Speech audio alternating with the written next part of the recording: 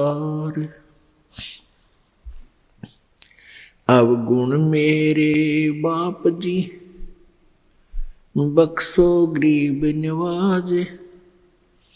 जो मैं पूत कपूत हूँ, बहुर पिता को लाज। कबीर मैं अपराधी जन्म का, नक्सिक बरे विकार।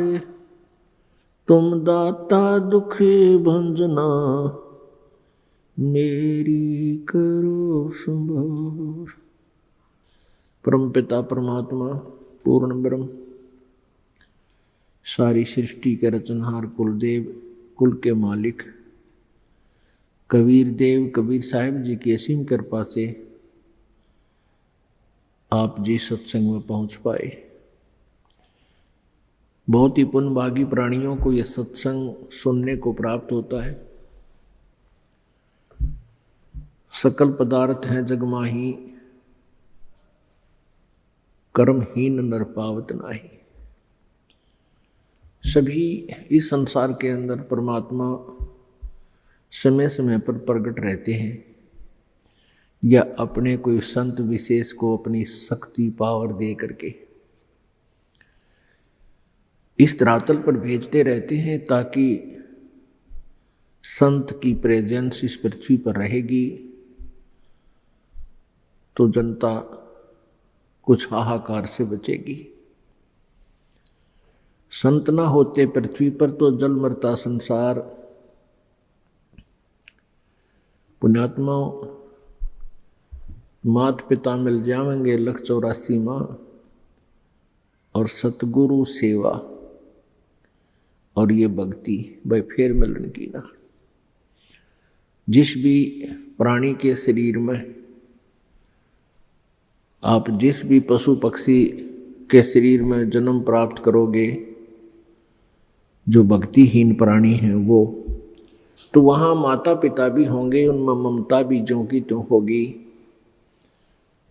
जैसे कुत्ते बने तो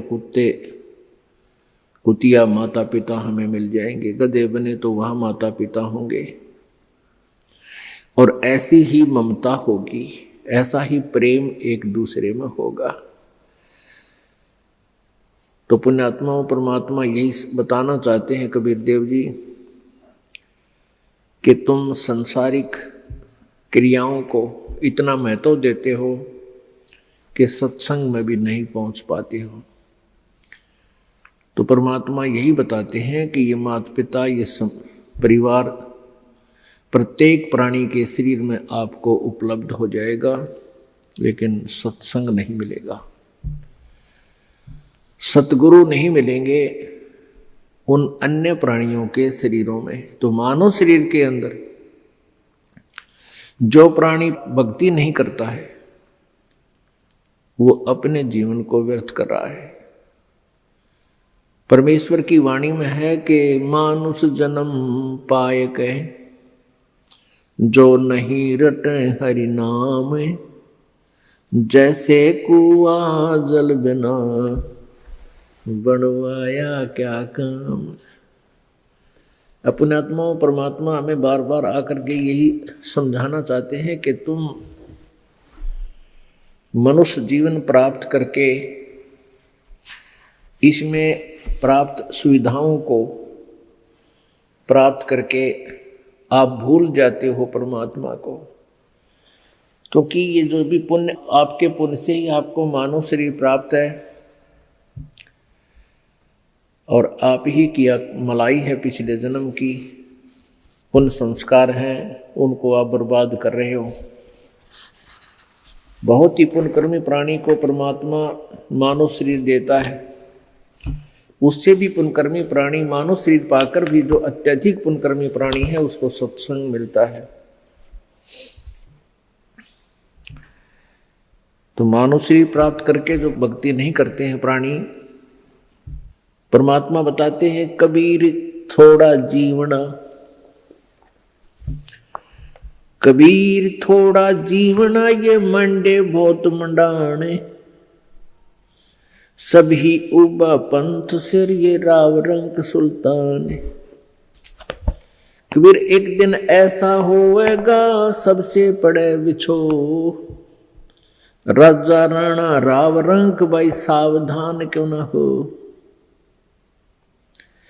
उजड़ खेड़े ठेकरिए गड़गड़ गए कुमारे, रावण जैसे चले गए वो लंका के सरदार।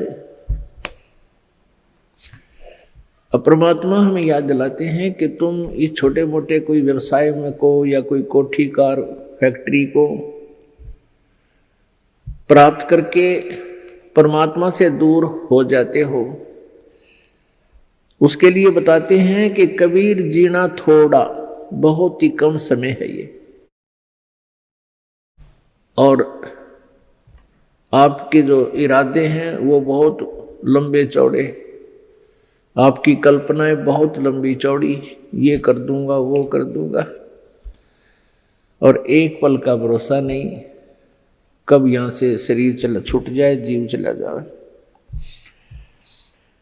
कबीर थोड़ा जीवना ये मंडे बहुत मंडाने, दूर तक के पता नहीं क्या क्या सोच बना रखी है, कल्पना कर रखी है, ये कर दूंगा वो कर दूंगा। और कहते हैं सभी चल रहे हैं यहां से, सभी का एक दिन प्रतिदिन कम हो रहा है। हम कितने नशे में हैं। कबीर ये माया अटपटी, कबीर ये माया अटपटी, सब घट आण अड़ी, किस किस को समझाऊं या कुएं भांग पड़ी। इस काल भगवान ने ये त्रिगुणमयी माया, रजगुण ब्रह्मा, सतगुण विष्णु, तमगुण शिव जी के द्वारा ये आप जी को यहां उलझा रखा है, इस माया जाल में फंसा रखा है। ब्रह्मा जी के रजोगुण माया के आधार से आप जी संतानों उत्पत्ति करते हो, यहाँ के ठाठ बाट की चाह करते हो, और विष्णु जी के सतोगुण की माया के प्रभाव से आप जी यहाँ एक दूसरे में ममता मोह के माध्यम से जुड़े हुए हो, जकड़े हुए हो। तो पर आप जी के हमारे ऊपर इतना जबरदस्त दबाव है कि हमें कुछ भी दूर तक का सूझता नहीं, हमें होश नहीं है। इस त्रिगुणमयी माया की भांग का नशा हमारे ऊपर इतना प्रभावित है कि हमें अपनी मौत दिखाई नहीं देती। परमात्मा याद दिलाते हैं जैसे कोली रेजा बुने और बुनते आवे ओड़े, ऐसे लेखा तेरे जीवन का कुछ दौड़ सके तो दौड़े। जिस प्रकार पहले, आजकल तो फैक्ट्रियां बन गई, ये मशीन ऐसी आ गई जो कपड़े फटाफट बुन देती हैं। पहले हाथ से कपड़ा बुना करते थे, लंबे लंबे धागे बांध लिया करते थे, उसको खड्डी बोलते थे, और पतला सा धागा होता है, उस धागे को उन धागों में से हाथ से निकाला करते थे, एक मैनुअली हैंडल करके एक हाथ से ऐसे एक नली सी होती थी, उसके अंदर से निकाल देते, एक एक धागा ऊपर नीचे करके, फिर दूसरा धागा ऐसे लाते थे, फिर ऐसे लाते थे, फिर ऐसे लाते थे, और इतने पतला धागा होता है और इतना लंबा उसका थान बोलते थे। एक बहुत लंबा थान लगभग 50-60 फुट का वो तैयार हो जाता है। यानी उस पतले से धागे से बार बार ऐसे चलने से वो अंत आ जाता है, वो कब थान इतना लंबा पूरा हो जाता है, उसका एंड हो जाता है। इसी प्रकार आप जी का जो जीवन है, ये प्रतिदिन एक धागा आपका इसमें प्रवेश हो रहा है, और एक दिन वो भी आएगा जिस दिन आपके जीवन का उत्थान कंप्लीट होगा। कहते हैं हम प्रतिदिन एक कदम अपने मौत रूपी अजगर की तरफ बढ़ रहे हैं, और वो हमें खाएगा और हमें डर नहीं। तो ऐसी हालत नशे वाले प्राणी की होती है, वो चाहे शेर के जा चिपके और वो सांप भी पकड़ ले, क्योंकि उसमें नशा, उसको पता ही नहीं तू कर क्या रहा। तो इस नशे को कैसे हटाया जाएगा? ये सत्संग रूपी एंटीबायोटिक कैप्सूल खा के, फिर इनसे आपका जो त्रिगुणमयी माया के द्वारा प्रभाव आपके ऊपर हुआ है वो खत्म हो जाएगा, वो नाम मात्र सा रह जाएगा। और धीरे धीरे आप अपने भविष्य की चिंता करने लगोगे। मौत बिसारी बावले अचरज किया कोने, तन माटी में मिल जाएगा जो आटे में लौने। परमात्मा कहते हैं तो मौत भूल गया, तने कितना बड़ा आश्चर्य कर रखा है। एक बार यक्ष ने युधिष्ठिर जी से प्रश्न किया था कि इस संसार में सबसे बड़ा आश्चर्य क्या है?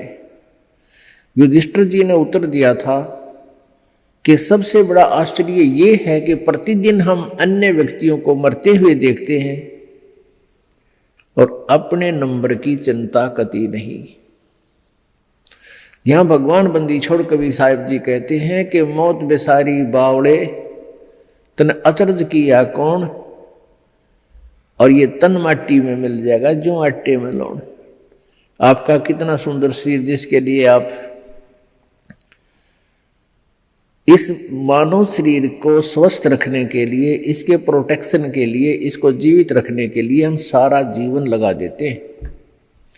यदि कोई व्यक्ति भयंकर रोग से ग्रस्त हो जाता है और उसके इलाज पर लाख 2 लाख 3 रुपये लगने हों तो वो पैसे भी लगा देगा। अपनी कोई जमीन जायदाद भी बेचनी है उसको भी बेच देगा, क्योंकि ये इतना प्रिय है। और ये इस प्रिय शरीर से यदि तूने परमात्मा की भक्ति नहीं की, परमात्मा कहते हैं कबीर जी, आप जी ने यदि भक्ति नहीं की, परमात्मा की साधना नहीं की, तो आप जी का ये शरीर, इसका नामो निशान नहीं मिलेगा। ये ऐसे मिल जाएगा पृथ्वी में जैसे आटे में नमक, दृष्टि गोचर नहीं होता। एक दिन ऐसा होएगा सबसे पड़े बिछो, राजा नैना रंग सब सावधान क्यों न हो। एक दिन ऐसा होगा आप जी को या सबको छोड़कर जाना पड़ेगा। ना आपका बेटा साथ चले, ना बेटी साथ चले, ना कार साथ चले, ना कोठी साथ चले। एक दिन ऐसा होगा सबसे पड़े बिछो। इसलिए परमात्मा कहते हैं राजा राणा रंग सब सावधान क्यों ना हो, यानी सावधान हो, सतर्क हो, डरो परमात्मा से और उस मौत से, आने वाले उस दिन को याद रखो। फिर बुराई नहीं कर सकते आप पाप नहीं कर सकते, आप भगवान की भक्ति को नागा नहीं कर सकते जब आपको मौत याद रहेगी। हमने सबसे पहले उसी वस्तु को भूला जो सदा याद रखनी चाहिए थी। कौन कौन सी? एक तो परमात्मा और दूसरे मृत्यु। उज्जड़ खेड़े ठीकरी ये गड़गड़ गए कुमारे, वो रावण श्रीखे चले गए वही लंका के सरदार। आप देखते हो जगह जगह कोई नगर उजड़ गया, उसको खेड़ा बोलते हैं। जो कोई गांव कहते हैं, गांव खराब गर्क हो गया था तो वहां छोटी छोटी ईंटें, बर्तन फूटे हुए मिट्टी के, उनके ठीकरे वो नजर आते हैं। तो परमात्मा याद दिलाते हैं कि ये उजड़ खेड़े ठीकरी, और वह भी आपकी तरह ठाठ से रहा करते थे, भगवान भूल गए थे। और गड़गड़ गए कुमार, रावण जैसे चले गए वो लंका के सरदार, आपकी तो औकात क्या है। ऊंचा दिखे धौल हरा ये मंडी चिती पोले, एक हरि के नाम बिना ये जम्मा रहेगा रोल। कहते हैं आप जी को ये काल आपकी रोल मार रहा है। रोल मारना आपको मूर्ख बना रहा है। अब बहुत बड़ा आलीशान कोठी बना ली, उसका खूब संगे मरमर ला दिया, उसके बढ़िया बढ़िया पत्थर लगा दिए, और इसने देख देख कर तू भगवान को भूल गया। ऊंचा दिखे धौलरा और मंडी चीती पोले।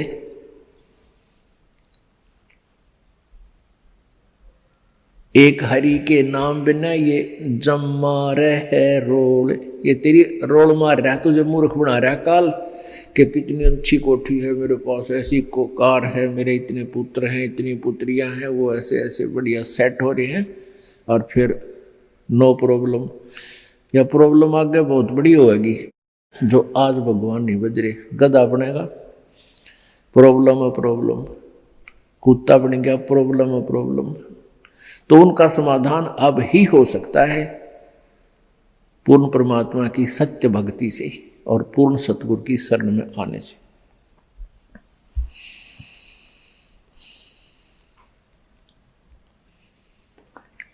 कबीरा देवल ढह पड़ा ये ईंट वही संघार।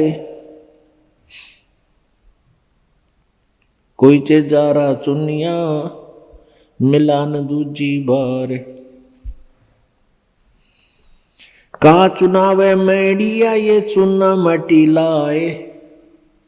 मौत चुनेगी पापड़ी तने दौड़ कलेगी आए। परमात्मा कहते हैं, भगवान कबीर जी कहते हैं कि भक्ति के बिना आपके ये लंबी लंबी कोठियां बनाने लग रहा है, और यह मौत पापनी तने एकदम झपट्टा मार के ले जाएगी, और ये कोठी तेरी यहीं रह जाओगी। रोहतक के अंदर एक व्यक्ति सेठ, उसने काफी स्थान बहुत अच्छी जगह पर परचेज किया। वो पुरानी दुकान सी थी, उन सबको फोड़ फाड़ कर बहुत बढ़िया एक बहुत लंबा चौड़ा बनाने लग गया। वहां पर मार्केट बना रहा था, और उसको ये था कि इसमें लाखों रुपए महीने की इनकम होगी।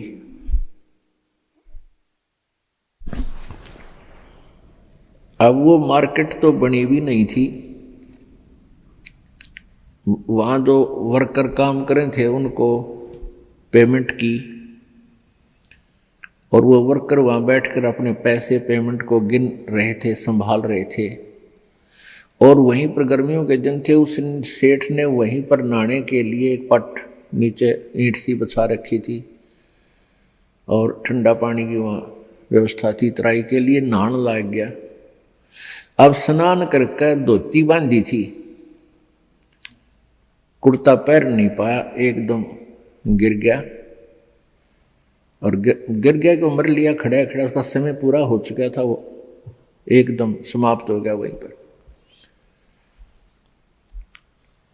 तो यहां परमात्मा याद दिलाते हैं, कहाँ चुनाव है मेडिया, मेडिया मतलब बड़े बड़े कोठियां, और चुना माटी ला, और मौत चुनेगी पापी तने दौड़ के लेगी आ।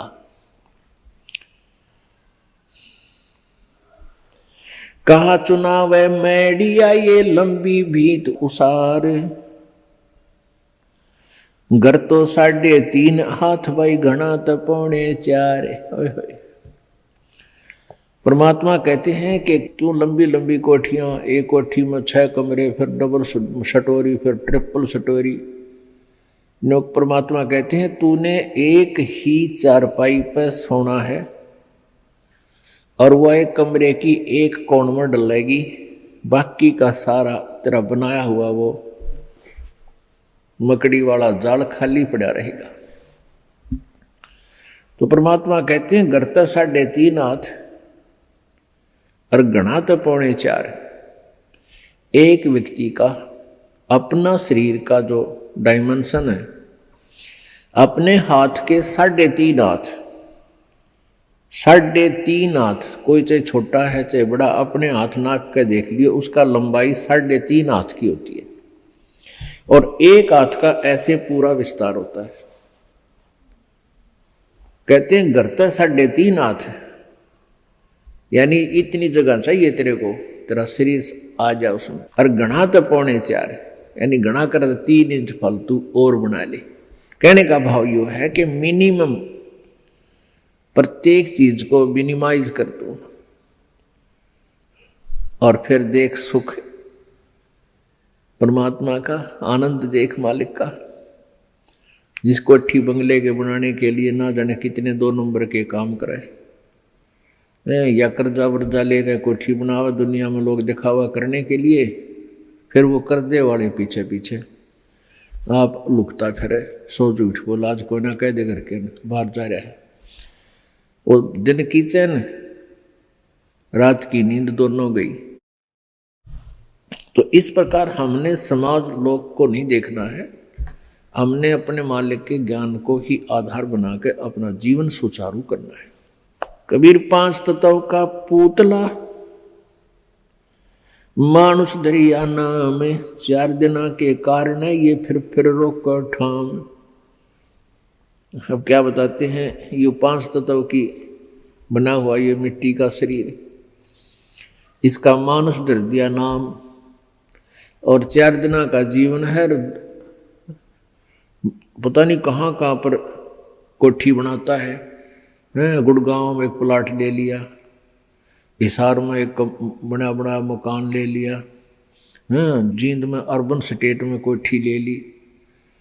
परमात्मा कहे 2 दिन का जीना है, और पता नहीं कित कित स्थान रोक के बैठा है। मेरे पास फिर भूत बनकर सैर सपट्टे करेगा, कदे उसको ठीक है देखने जा, कदे उसने, और घरवाले के करा कर मृत्यु होते ही उसको तो लेकर जाएंगे शमशान घाट पर शरीर को, और पीछे तो पहले काठ की देल होया करती, चौखट नीचे काठ की, उसमें कील गाड़ दिया करते, जंतर मंतर करके, कदे फेर ना जा उल्टा यो भूत है। और वो सारा जीवन खो दे उस कोठी बनाने में, उसको वापस प्रवेश निषेध। देखे बुंडी बन रही हमारे साथ, क्योंकि हमें ज्ञान नहीं मिला, हमें तत्वदर्शी संत नहीं मिले जो यहां से हृदय हटा दे।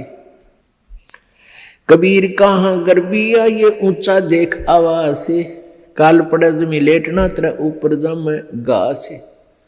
परमात्मा कहते हैं कि अभिमान कर रहा है, कि गर्व कर रहा है तू इस ऊंचे मकान और कोठी का, कल को तेरी मृत्यु हो जाएगी और फूक देंगे तेरे को शमशान घाट पर, और उस मिट्टी पर घास जमेगा, गधे फिरेंगे, कुछ डांगर अंडा करेंगे तेरी माटी के ऊपर के।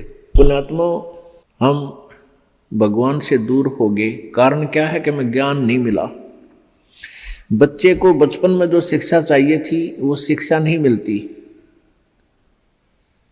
जो बच्चे स्कूल में शिक्षा ग्रहण करने जाते हैं उनको अक्षर ज्ञान अवश्य चाहिए, लेकिन उसके बाद अक्षर ज्ञान के बाद जो शिक्षा चाहिए वो आध्यात्मिक ज्यादा चाहिए। एक शिष्टाचार अत्यधिक पढ़ाना चाहिए। बुराइयों से डरने के लिए बहुत सी कथाओं का हमारे पाठ्यक्रम में, बच्चों के पाठ्यक्रम में समावेश होना चाहिए, और नहीं है। पुण्यात्माओं, आप किसी भी व्यक्ति को वर्तमान में कितनी ही अच्छी आत्मा है, वो ज्ञान के अभाव से उसको आप कहिएगा कि आओ सत्संग में चलते हैं, तो वो कहता है कि अभी समय नहीं है, फिर देखेंगे, कभी ना कभी अवश्य चलेंगे। अच्छी आत्मा तो इतना कह के टाल मटोल कर देता है, बात वही है। और दूसरे को आप कहोगे कि आओ सत्संग में चलते हैं, वो कहेगा भाई समय नहीं है हमारे पास। और ये क्या सत्संग का टाइम है? ये सत्संग की उम्र थोड़ी है, सत्संग तो बुढ़ापे में सुनाएंगे फिर भक्ति करेंगे, ये कोई भक्ति का समय थोड़ा। पुण्यात्मा, ये अटकल अपनी आप लगाई हुई है, परमात्मा का विधान ऐसा नहीं है।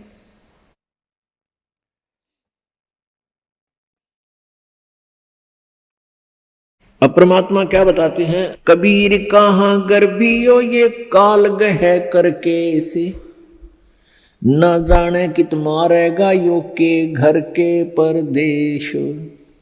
पिछले वर्ष सन 2010 की बात है। यहाँ इसार का एक डॉक्टर, बहुत सुप्रसिद्ध डॉक्टर आँखों का, और बहुत पैसा उसके पास, अपने पुत्र का एडमिशन कराने के लिए गाड़ी में जा रहा था, पुत्र, उसकी पत्नी और वो स्वयं।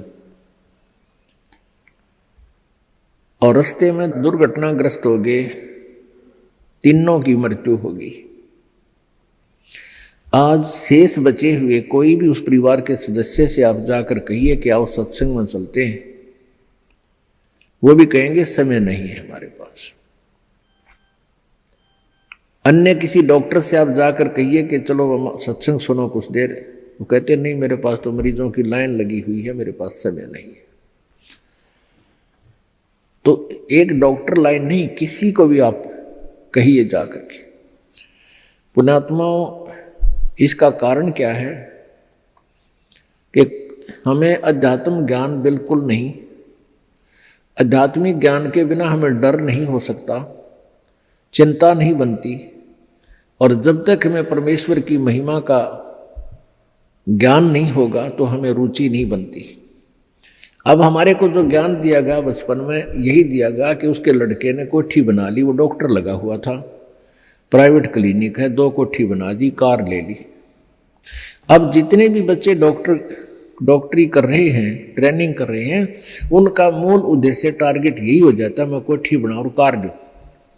यदि हमारी एजुकेशन में ये आध्यात्मिक ज्ञान अत्यधिक प्रवेश हो तो उन बच्चों का ये टारगेट ना रहे, और वो बिल्कुल बहुत जायज फीस ले, जायज काम करें और बहुत ही सस्ता ट्रीटमेंट करें, भगवान से डरने वाले होंगे। अब तो रोगी मर गया, ट्रीटमेंट के अंतर्गत अपना हिसाब बना कर देंगे, हमारा पूरा हिसाब दे दो, पैसे दे दो, ये एडवांस जमा करा लेते। बात ये नहीं है कि पैसे ना लो, पैसे तो उनके लगे हैं, देने भी चाहिए, लेने भी चाहिए, लेकिन 1 के 20 नहीं लेने चाहिए, 1 के 100 नहीं लेने चाहिए। और वो 1 रुपए की चार्ज के 100 लेते हैं, और फिर कहाँ ले जाते हैं? यहीं छोड़ जाते हैं। परमात्मा कहते हैं, इस माया के कारण फिरा देश प्रदेश। अभी पीछे समाचार पत्र में आया हुआ था, हरियाणा अंबाला का रहने वाला एक लड़का इटली गया हुआ था, वहां से वापस आया, क्योंकि वहां यहाँ की बजाय, हिंदुस्तान की बजाय वहां अधिक पे मिलती है, तनख्वाह मिलती है, रोजगार के लिए वहां गए, अच्छा पैसा लेकर आते हैं वहां से। तो फिर वो अपने परिवार को लेकर के गाड़ी में, उसका अपना परिवार 3 सदस्य, एक पुत्र, 2 हुए, और एक भाई की पत्नी और उस भाई का बच्चा, वो 5 जावे थे पीर पूजन, पीर की पूजा करने। और उस पेपर में लिखा, समाचार पत्र में लिखा हुआ था कि वो एकदम इतनी ऊंचाई से गुजर रहे थे कि वहां से गाड़ी पलट गई और 50 फुट नीचे तालाब में गिर गई, वो 5 मर गए। पुण्यात्मा, हम भूल जाते हैं कि ये घटना उसके साथ घटेगी, हमारे साथ नहीं घटेगी। हमारे साथ तो ऐसी नहीं घटेगी तो कोई और तरह की घट जाएगी। यानी काल ने तो हमारे को यहाँ से, जो उसने समय निर्धारित किया, उसी दिन उठा लेना है। एक भक्त बता रहा था कि मेरे मामा का 5 लड़कियां, और मेरी मामी भात न्योतन जावे थी, 3 लड़कियों की शादी इकट्ठी। भात न्योत का वापस आवा थी, रोहतक के बस स्टैंड पर खड़ी थी। अब जिसकी 3 बेटियों की शादी, उसको किस प्रकार की चिंताएं, कहाँ से विचार व्यक्त कर सोचती रहती है। बस स्टैंड पर खड़ी थी बस की इंतजार में, और एक बस बैक होकर अपने स्थान पर लग गई थी, वह थोड़ी सी टेढ़ी होगी। पीछे एक पोल खड़े थे, पुराने बस स्टैंड की बात है। पोल, उस खंबे बीच और बस बीच आ गई एकदम। उसने उसको जानने को नहीं तू कहाँ खड़ी है, गाड़ी आन लग रही है तेरे बैक में आगे। आध घंटे में वही तड़प कर मर गई। अब पुण्यात्माओं कहते हैं और बात तेरा काम नहीं आवे संतों शरण लाग रे, और केसो व गफलत में बंदे जाग जाग न जागे। इस तन सराय में जीव मुसाफिर करता रहे दिमाग रे। इस तन रूपी शरीर में, तन रूपी सराय में ये प्राणी ना जाने के सोच उठाए रहता है, ध्यान रखता और तरह की बातों में विचार रखता है। और रात बसेरा कर ले डेरा तू चले सवेरा त्याग रे। हमारा जो शरीर है, अब इस सराय रूपी शरीर में हम सारी एक रात काटने के लिए विराजमान हैं, और सवेरा उस समय होगा जब आपकी मृत्यु हो जाएगी, फिर सुबह हो जाएगी, फिर चलो चलो होगा यहां से। तो इस पूरे जीवन को एक रात्रि बताया है और मृत्यु को आपकी सवेरा बताया है। इन सब बातों को याद करके आप जी ने परमात्मा में रुचि बढ़ानी है। कबीर परमेश्वर जी यही बताने के लिए आए थे, और इस सच्चाई से परिचित होकर ही हम भगवान से डरेंगे और भक्ति करेंगे, बुराइयों से भी बचेंगे।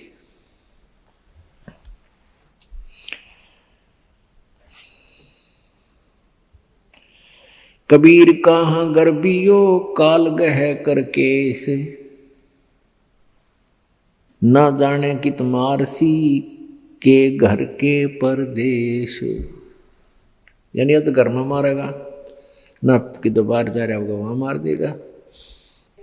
कबीरा धंधा करते रहे बिन धंधे धन न होए। परमात्मा कहते हैं कबीर धंधा करता रहे बिन धंधे धन नाही, और जो नर भूले ज्ञान मूल को ते धंधे ध्यावे नाही।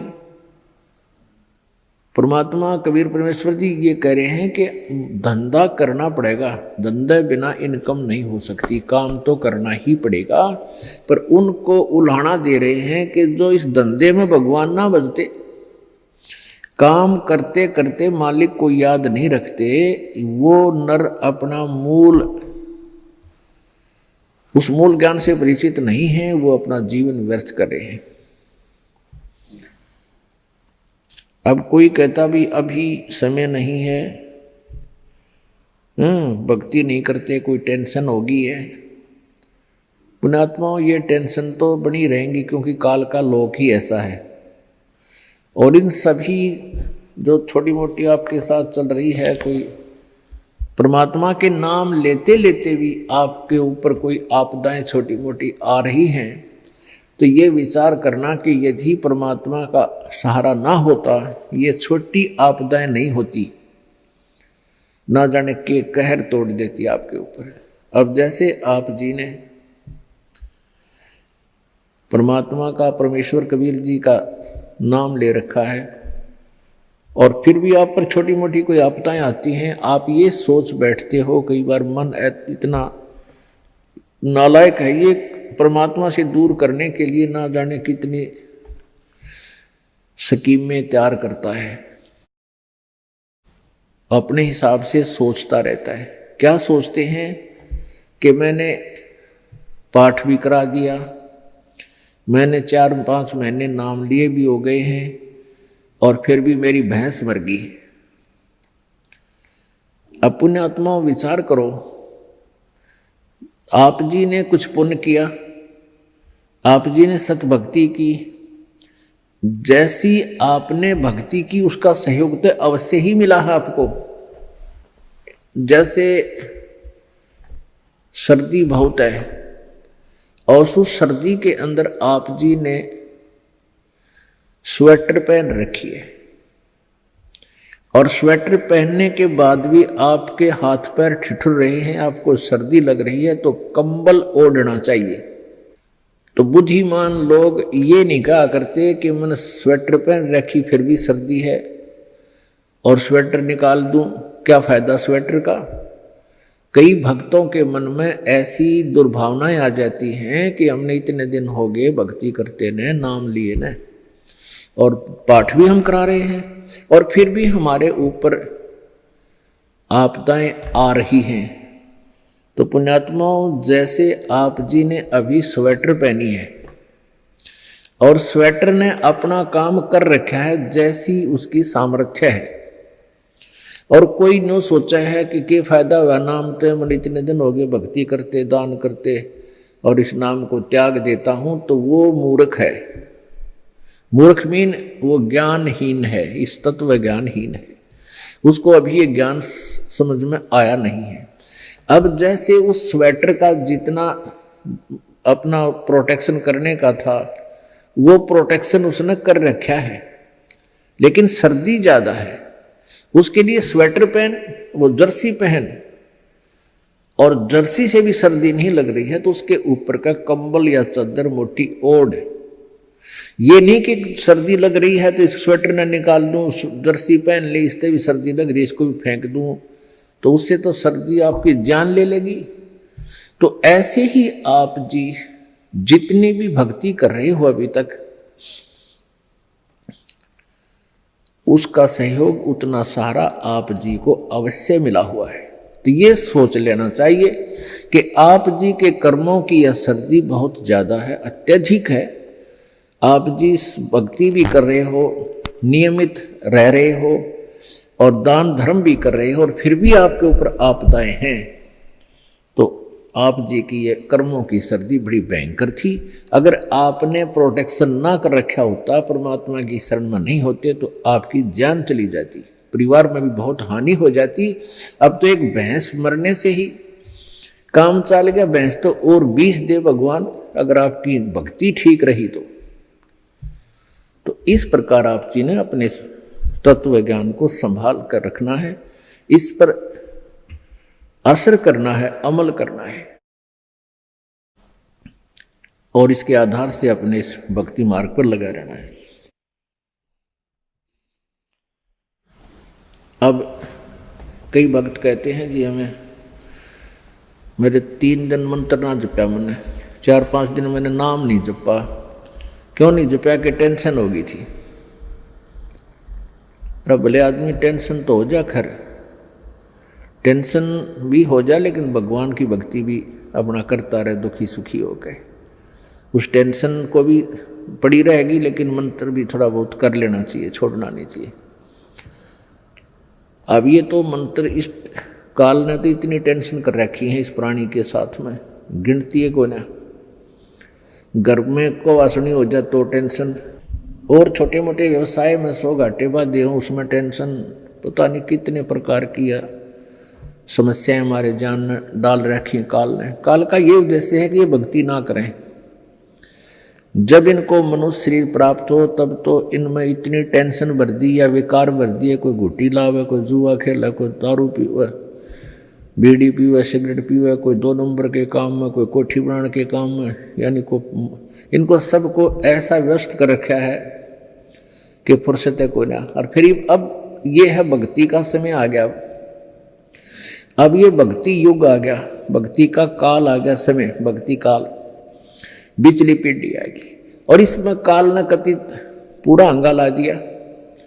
ऐसे ये टेक्निकल जो ना ऐसे बना दिए इलेक्ट्रॉनिक इंस्ट्रूमेंट, जैसे mobile phone, TV, satellite, internet, कि ये जी जब भी आँख खुले रात ने, या तो मोबाइल में बकवास देख ले, या सामने टीवी रिमोट से ऑन, उठ के भी ना जाना, रजाई में पड़ा पड़ा ऑन कर ले, उसमें नाचने गाने बकवास सुन ले, यानी भक्ति से कोसों दूर रहे ये प्राणी।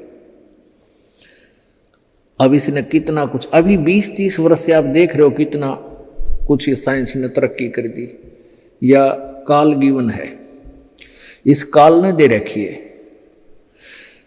और परमात्मा ने भी ये समय इसीलिए चुना था कि अब ये जो साइंस के इंस्ट्रूमेंट हैं ये हमारा काम आएंगे। एक जगह बैठे और लाखों करोड़ों जगह टीवी में परमात्मा की महिमा को घर बैठे सुन सका करोगे। हम इनमें बकवाद क्यों देखेंगे, हम भगवान देखेंगे, परमात्मा की चर्चा सुना करेंगे। तो हम इसका सदुपयोग करेंगे। तो पुण्यात्मा, ये परमेश्वर कहते हैं, जिन हर जैसा सुमरिया अर्ता को तैसा लाभ, ओसा प्यास न भाग ही जब लग दसैनी आब। जिन्होंने जैसी भी भगवान की भक्ति की है उनको उतना ही लाभ अवश्य मिलेगा। और ओस पीने से प्यास नहीं बुझती, ओस चाटने से प्यास नहीं बुझती। प्यास बुझेगी गट गट गिलास पीने पानी के गिलास पीवा, जब प्यास बुझेगी। तो हम पहले क्या करते थे, दान धर्म कितना करते थे, 2 रुपये चढ़ा दिए को 5 मुश्किल थे, 10 चढ़ा दिए तो बड़े खुश होया करते थे। या 100 रुपये का प्रसाद बांट दिया हनुमान जी के मंगलवार ने, तो ये हमारी पूजाएं थी। तो ये तो हम ओस चाट रहे थे। और अब आप देख रहे हो पाठ के पाठ करवाए जा रहे हैं, भगवान के हवन के लिए जोत के पैसे, जोत का घी दान किया जा रहा है। ये गिलास के गिलास पिए जा रहे हैं और इनसे प्यास बुझेगी। कोई पाठ करवा रहा है, कोई वैसे गुप्त दान, खूब वैसे दान दे रहे हैं, तो ये गिलास के गिलास पानी के पिए जा रहे हैं। इनसे प्यास बुझेगी, इनसे आपको पूर्ण लाभ होगा। और सतभक्ति मंत्र करेंगे, आजीवन मर्यादा रहेंगे। अब ये टेंशन तो काल ने या पैदा कर रखी है कि वो भक्ति ना कर सके, लेकिन इन टेंशनों में ही आपने भक्ति करनी पड़ेगी। चाहे रो के करो, चाहे खुश होकर कर लो, दुखी होकर कर लो। मान लीजिए कोई घर का सदस्य उपदेशी नहीं था, उसकी मृत्यु होगी, दुख तो बहुत आता है, क्योंकि हमारा एक हमारे अंदर एक ऐसी व्यवस्था बन गई, हम रह नहीं सकते, रोना भी पड़ेगा, भाई खूब बुरा हाल विलाप भी करेंगे। लेकिन फिर भगवान भी फिर याद रखे, परमात्मा ये क्या ले गए इतने दिन, उन बातों ने ध्यान रखे कि ये क्या लेके गया। अगर हम ये भक्ति कर रहा होता, परमात्मा इसको जीवन दान भी देता है, इसकी आयु भी बढ़ा देता है यदि सत भक्ति करता था। और ये लेके क्या गया, सारा जीवन बर्बाद कर गया। तो इस प्रकार इन सब विचारों को ध्यान में रख के, सब बातों को विचार करके और भजन जरूर करें। चाहे याद तो बहुत आते हैं, मृत्यु को प्राप्त हो जाते हैं जो साथी परिवारजन, लेकिन भगवान भी रो रो के मालिक ने भी याद रखे, मतलब भूला नहीं भगवान को। और भी कई प्रकार की टेंशन हो जाती है, किसी प्रकार की कई चिंताएं होती हैं, लेकिन चिंताएं तो हैं, चिंता भी नाम से ही समाप्त होंगी और परमात्मा की भक्ति तक करनी पड़ेगी, इन चिंताओं में करनी पड़ेगी। एक समय एक दरोगा जी जून के महीने में यानी गर्मी के मौसम में घोड़ी पर सवार होकर जा रहा था किसी दूसरे गांव में। रास्ते में किसान ने रहट जोड़ रखा था, रहट, हरहट। वो रहट क्या होता था कि उसमें एक पुली होती थी लोहे की, उस पुली के ऊपर के ऐसे एक चैन डाल दी जाती थी और उसको कोल्लू की तरह, एक कोल्लू आपने देखे हो हाथ के बैलों वाले कोल्लू, उस तरह कोल्लू की तरह बहल से चला जाता था और वो रहट का व्हील घूमता था वह पुड़ी, और उसके ऊपर चैन लगी होती थी। नीचे एक कुआं होता था, वो चैन इतनी लंबी होती थी कि कुएं के जल को छूती थी नीचे तक, और उसका बाल्टियां वेल्ड कर दी जाती थी चैन के ऊपर। और वो बैल से बैलों को घुमा जाता था कोल्लू की तरह, तो वो व्हील घूमता था, वो पुड़ी घूमती थी, वह चैन साथ में घूमती थी, और नीचे से पानी आकर के खेतों में डलता था और खाली बाल्टियां वापस चली जाती थी और भरी बाल्टियां चैन के साथ ऊपर आती थी, ऐसे चलती थी। तब वो पानी खेतों में सिंचाई के काम आता था। तो किसान की घोड़ी को प्यास लगी, किसान को भी प्यास लगी। उसने देखा कि सामने रहट चल रहा है और पानी पीवेंगे, घोड़ी को भी पिलाएंगे। अब जो ही इस घोड़ी को निकट लाया वो दरोगा यानी वो SHO, तो रहट के अंदर से आवाज आया करती थी, वैसे जुगाड़ होया करते थे। वो व्हील व्याल चढ़ा रखे थे, वो चर चू करके वह काफी जोर की आवाज आती थी उससे। वह घोड़ी उस चरचू ने सुनकर, चींचू ने सुनकर, और वह फड़क गई, 1 किला दूर जाके डटी। दरोगा जी गुस्से में हो गए, करे किसान या चू चू बंद कर दे भाई, ची चू बंद कर दे, मेरी घोड़ी डर रही है, मैंने पानी पीना और पिलाना है। अब किसान ने वो बैल रोक दिए, जो बैल चल रहे थे, कोल्लू को सा फिरा रहे थे, उसने वो चलने से आवाज आ रही थी, पानी भी आ रहा था, तो किसान ने वह बैल रोक दिया, तो पानी आना, जल आना भी बंद हो गया, और आगे जल सीधा खेत में जा रहा था। खेत में जल साथ साथ वह जमीन प्यासी थी, पी रही थी। जल घोड़ी के पीने योग्य एकत्रित नहीं रहा, घोड़ी निकट आई, जल था नहीं। दरोगा जी ने कहा कि एक किसान जल निकाल। उसने फिर बैल का डंडा मार दिया, बैल चला तो चू ची चू, फिर वही घोड़ी फिर भागी। वो किसान को उसने कहा, दरोगा ने गया चू चू बंद करवा, ची चू बंद कर। उसने फिर बैल रोक दिया, वो फिर घोड़ी लिया, पानी पाया नहीं।